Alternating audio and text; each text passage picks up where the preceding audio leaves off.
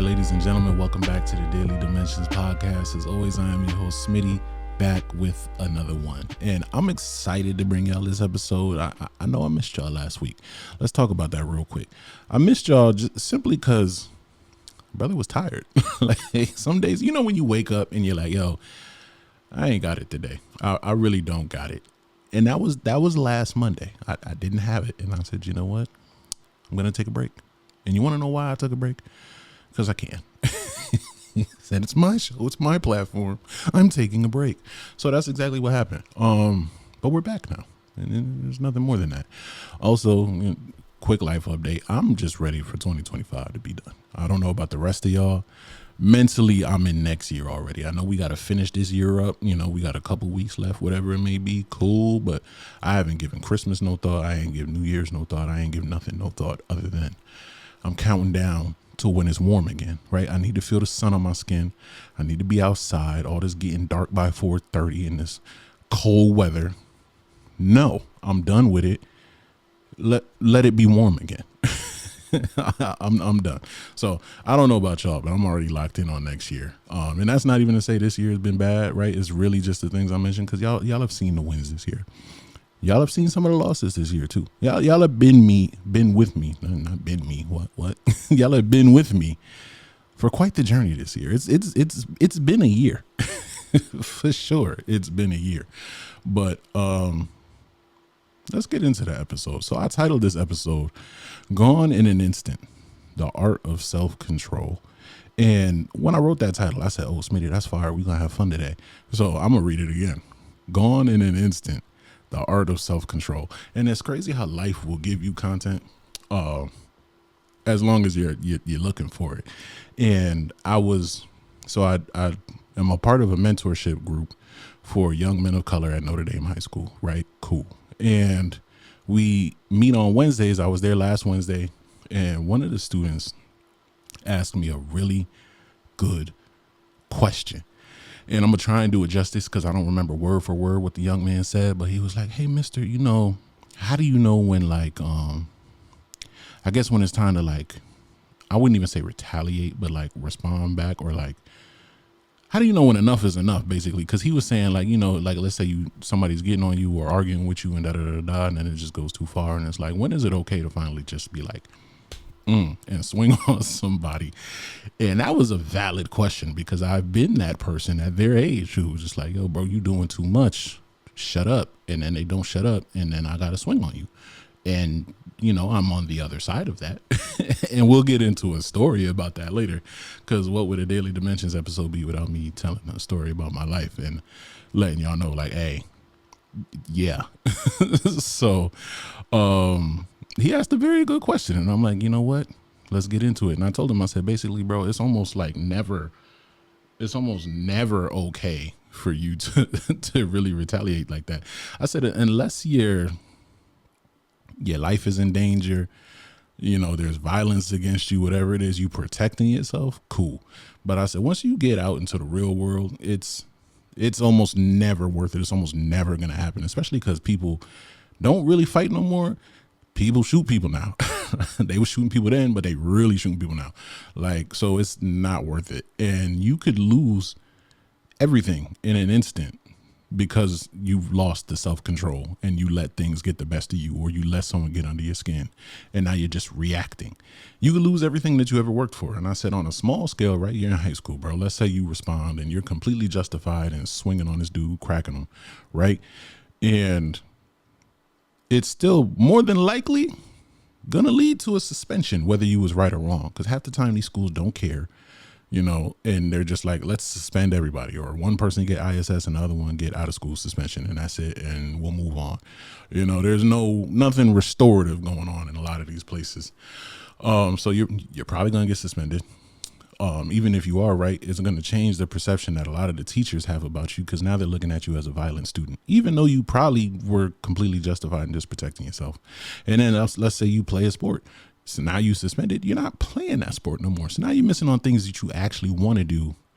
The perception about you has changed, right or wrong. And now you're missing school time because you wanted to be right. And sometimes, and I'm teaching this to them, sometimes being right ain't worth it. And I said to the young man, I said, bro, walking away is the best thing you could ever do. I said, walking away is going to save you from so much problems in your life. And I said, bro, it's going to feel like you took a L. I had to be honest with bro. I said, it's going to feel like you took a L. You're going to feel like a bitch sometimes. You're going to feel like, man, how could I let this person get the best of me? Nah, don't do that. I said, it takes more strength to walk away than to sit there and punch somebody. It takes more strength to walk away than to sit there and argue with somebody and prove a point. It takes more strength to walk away than to sit there and try to be right. And no one else is going to see that, but you're going to see that. And that's all that matters. And it's going to feel like you took a L, but in the long run, you winning, bro, because your self-control is growing. You got that respect for yourself. No one's going to be able to move you off center, right? And everything that you working towards is still going to be intact, right?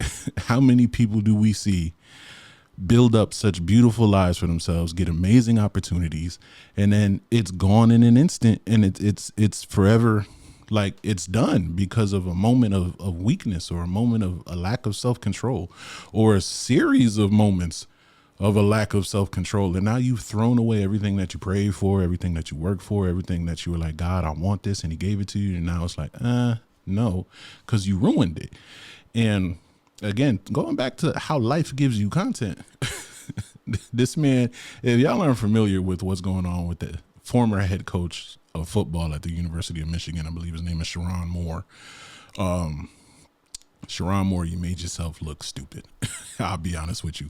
So this gentleman was the first, and most likely for a long time, will be the last black head coach at the University of Michigan for football.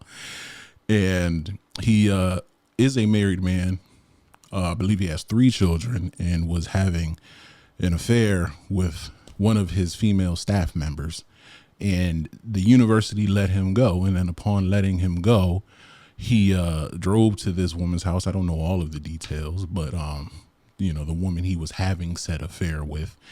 And now he's being engaged in some sort of legal activity. I don't know word for word what he did, but I know he's being charged with felony home invasion now.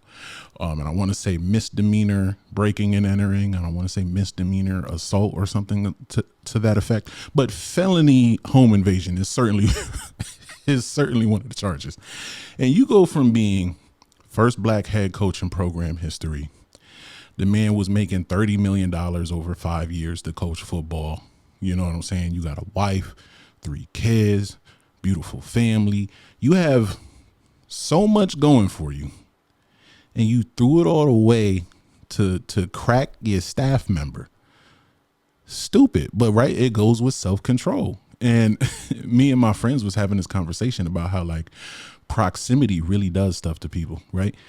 Being that close to somebody, because we was talking about people who have these work relationships that they should not have, right? The group chat was buzzing that day, and everyone was giving examples of like, yo, this, that, and cool. And we was like, hey, listen, and we all mutually agreed, proximity is a dangerous thing, bro. You could be the most faithful of men, right?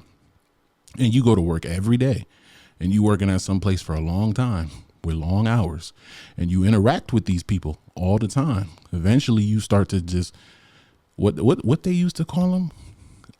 we used to call it in football, we used to call it camp eyes, because when you up there at football camp, it's just you surrounded by men all day. That when you finally see a woman, it doesn't matter who she is, she start looking super attractive, and you got those camp eyes.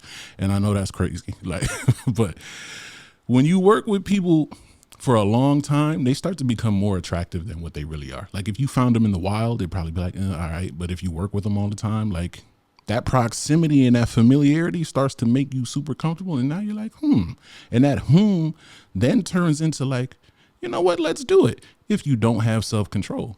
And them workplace relationships is never right in any circumstance. Like you're literally not supposed to do that, but people do that shit anyway. And I'm not a fan of that. Y'all be bugging, but it's like, you got to understand you got things to lose. Right. And when you engage in these workplace relationships, you always end up losing something, right? If job find out, you're losing your job, right? If it don't go right with this person, now you losing a cool coworker, right? Or somebody that was a friend or whatever it may be, and if it go way left, you may be losing your freedom. Like this man, Sharon Moore, you may be losing your freedom potentially. So it's never right, yo. And self-control is so important because you can lose. In his case, he's losing his family, potentially his freedom, and millions of dollars because he lacked self-control and couldn't say no and couldn't respect his vows, right? Couldn't be a man of integrity. And when you get to that level of lack of self-control, there's often other areas in your life where you lack self-control as well. Most people don't just show up all of a sudden and it's this one big thing and it's like, dang, a lot of people be like, oh, it was just a moment of weakness. Most people don't have moments of weakness. Most people have several moments of weakness that lead to a really big thing. And then that big thing is just the culmination of something that you probably really needed to address a long time ago. And that's why I'm instilling in these young men. It's like, you got to build that self-control now, right? You got to build that discipline now. This same young man asked me another amazing question, bro. And we were talking about distractions. And I talked about how I said, even women can be distractions. I said, your girlfriend can be a distraction. And he spoke up and said, mister, how can women be distractions? And I said, brother, if only you knew. He said, if only you knew, my good brother.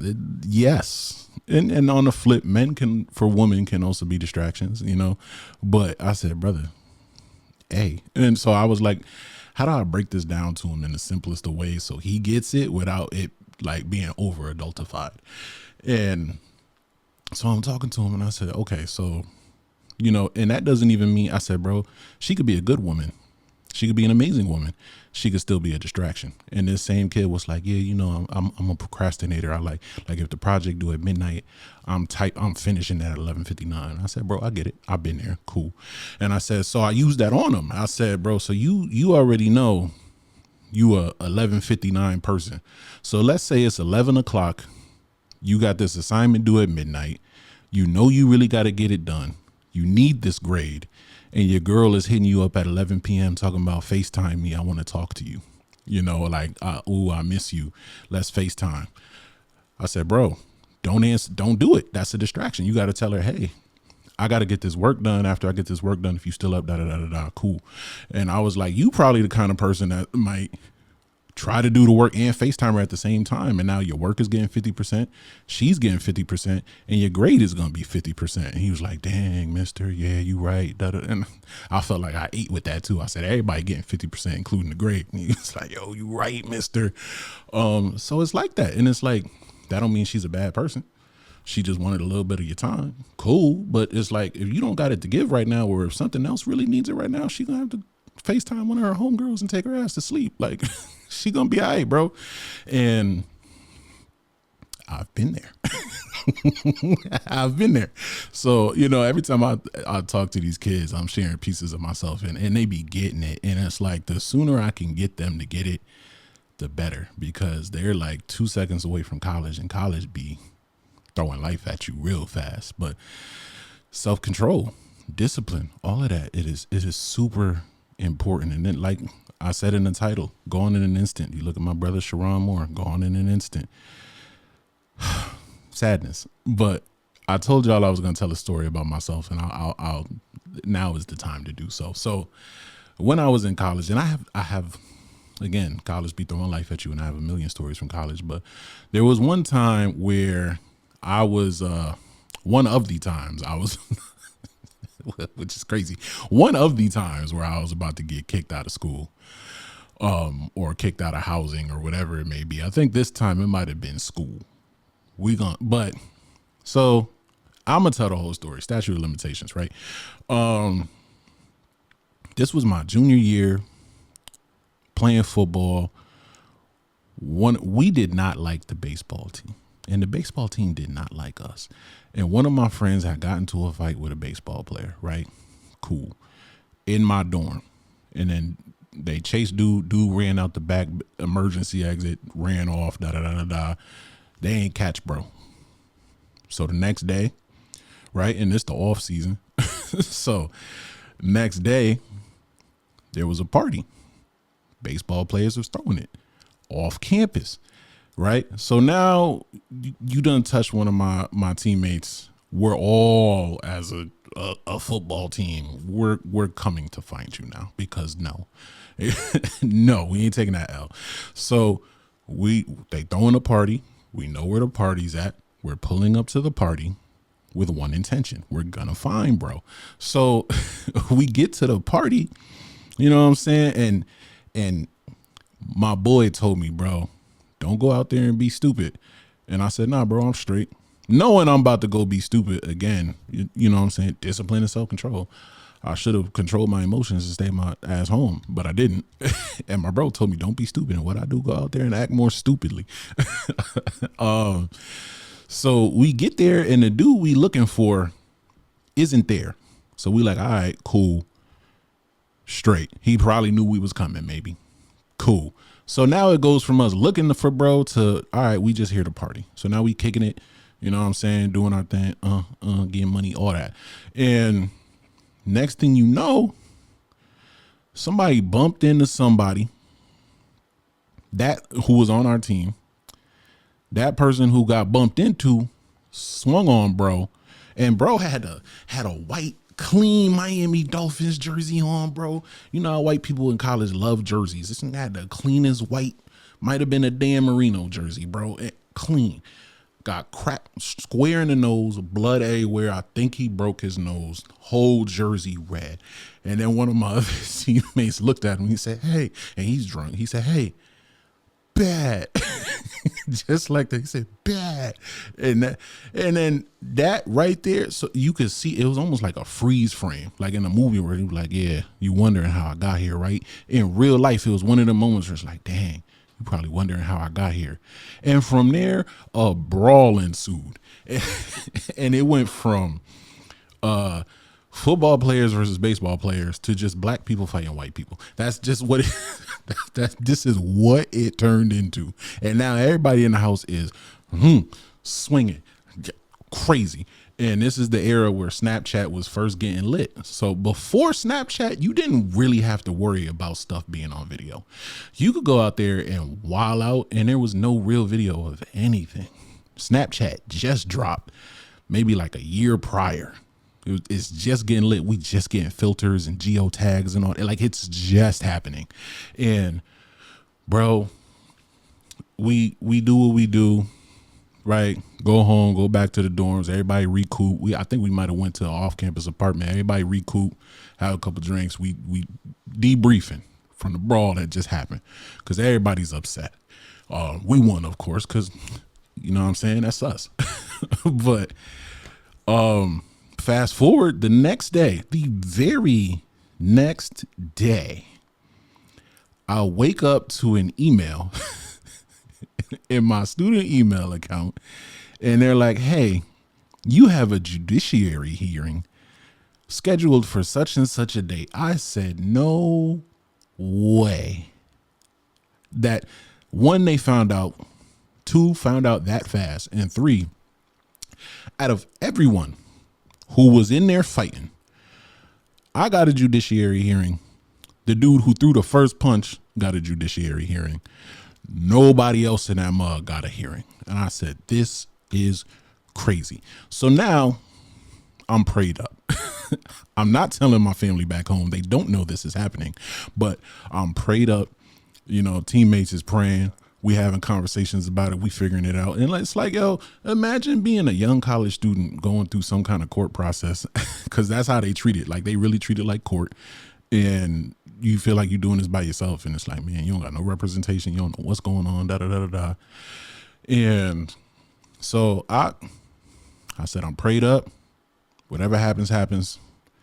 We gonna figure it out. So me and bro hop into the judiciary hearing. And when I walk in, there is a video on the screen in the room, and I'm looking at it and I see myself. They didn't hit play yet, but I see myself. And in my heart, I said, oh shit, it's over. I say, yo, bro, they got us on video. It's over, done deal. But when I also walked in there, there's like a council of people, and some of them are your peers, other classmates. And one of the girls on the panel, I knew her. She looked at me. I looked at her.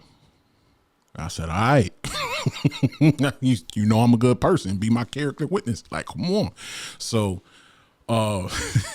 we get in there, and thank God, you know what I'm saying? Thank God that in the particular video they had, I didn't throw any punches in that video. Grabbed a few people, and you see me go into a big old scuffle of people, and you can't see me a little bit, but and we in there getting busy in there, but you can't see me because there's so many people going on. And then I go into it with glasses on, right? You see, I wear glasses. My glasses got knocked off in the scuffle. I come out of the scuffle with no glasses on. That was the key for me, right? So I was a victim, right? So you see me grabbing people. What I said to them, I said, in this video that you have, I did not throw a single punch. I said, I'm in there actively pulling people off of each other. And I said, when I go in there, I have glasses on. When I come out, I have no glasses on. I didn't do anything to anybody. And I could have sold salt to a slug that day. Boy, I was on fire. And God was on my side. And the next day, email come through. And they said, yeah, we've dropped everything against you. You're good. I said, look at God. I walked around the whole campus with that letter. My boys was waiting. I said, yo, I'm free. I beat the case, bro. Oh, man. But being 20 years old, having to represent yourself in a school judicial case, and if you lose, you probably getting kicked out of school, at the very least kicked out of housing. That is a level of stress. Boy, God is good. That's all I can say. That was a level of stress in my life, boy. But it all goes back to, like I was saying to young man, I said, bro, it's almost never worth it. It's almost never worth it. Did I feel like it was right in that moment to go show up to them people crib and go hunt somebody down because you jumped my teammate? Yeah, I felt like it was right. Did I need to be there? Absolutely not. And to my best friend who was like, one of my best friends who was like, yo, bro, don't go out there acting stupid. And I acted stupid, and look what happened. I almost got kicked out. But you're not thinking about all those things when you're in the moment, right? You're just thinking about what you feel, what emotions come with it, and whether you feel justified in it or not, and what you want to do, and not what's the most important thing to do. The most important thing would have been to stay home. I got lucky, right? God was really on my side, and I got a little lucky that they didn't catch other angles and other videos of me really throwing hands on people, hands and feet, boy. But it all goes to show that, like, everything I was working for to graduate, to be on a football team and win a championship, which we ultimately did, to do all of these things could have been thrown away because I couldn't control myself in a moment, because I couldn't think independently and be like, bro, I'm not doing this. I'm not doing that. Like, I got too much to lose. As much as that's like this, that, and the third, I got too much to lose, and I'm staying here. And for you all in your lives, continue to practice self-control. Self-control is so important because we all have entirely too much to lose. And even if that thing to lose is just your life, right? People don't play no more. People are dying left and right. People are violent left and right. You never know what somebody got on them. Even if it's just about protecting yourself and protecting your peace, you have too much to lose.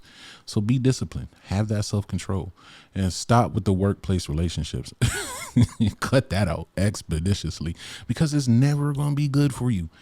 But also self-controlling in terms of your dietary habits, right? Do you need to eat the whole row of Oreos when you buy a pack of Oreos? No, stop it. Self-control with your finances. Did you need the retail therapy? Did you need to treat yourself? Did you need to do that again after you just treated yourself last week? Be financially disciplined.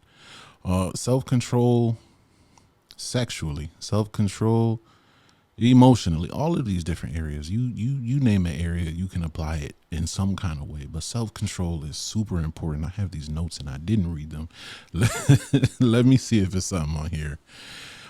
There is something on here, right? People that pull you away from self-control and discipline lack it themselves. If you have someone in your life who claims to be your friend and moves in a way that pulls you away from the discipline that you're trying to create for yourself and live out, the self-control that you are trying to exhibit, and all of these other areas, if you have a friend, right, using air quotes here, that pulls you away from that kind of thing, how much of a friend are they really, right? If that person is causing you to stumble, are they really a friend? Or are they just someone that you have emotions for, or they take space in your life? Or maybe it's more of an acquaintance, or maybe it's a friend that is also just lacking in this area too, and you shouldn't allow them to lead you in that aspect. And now you have to exercise that much more self-control or that much more discipline and not take advice from everybody. Just because they're your friend don't mean you need to take their advice, because some of these friends will lead you to some bullshit. If I'm being honest with you, we letting it fly this episode. Some of these friends will lead you to some bullshit. Now we both living in stink because nobody got self-control, nobody got discipline, and nobody could think for themselves, and we all just stupid, right? So people that will pull you away from self-control and discipline lack it themselves, maybe not in totality, but at least in the area that they pulling you away from, because they have no regard for it. And dare I say, it's at times it can feel like a lack of respect, especially if you publicize like, hey, I don't do this no more, right? Like if you're someone who says, I don't drink, and this person is constantly inviting you out for drinks, you don't respect me. You know what I'm saying? You don't respect me. If you know I'm trying to remain faithful and you keep bringing the hoes around and trying to get me outside with, you don't respect me, bro. You don't. You know I'm trying to be disciplined with my finances, and you keep putting me in the group chat Curacao 2026. You don't respect me, bro. Like, you know I'm trying to move different. Don't even invite me. You know what I'm saying? Think about who I am before you start to invite me or bring me around certain things, and ask yourself, is that what I need to be around? And why are you trying to make me be around it if you know I don't need to be around it? So examine your friendships too. That's all I'm saying. Examine the people around you. I think every year you got to take inventory of the people around you and adjust accordingly. Even the people that you've been around you for years, adjust it. What else I got on here? We're going to end on this one. Not everyone has the same standards as you, which is why you need self-control. People don't care about the same things you care about, right? Whether it's faith, whether it's your belief systems, or how you approach certain scenarios, what your thoughts and opinions and values are. Not everybody has the same standards as you, which means they're not going to live like you, which means you can't always expect them to be the ones that are keeping you accountable, which is why, again, I say this a ton of times, you need to be evenly yoked with people, because when you're not evenly yoked with people, they take more from you than they're giving you. They're not actually, anyone who's unevenly yoked, like that person's not actually helping you in any way, because it's uneven.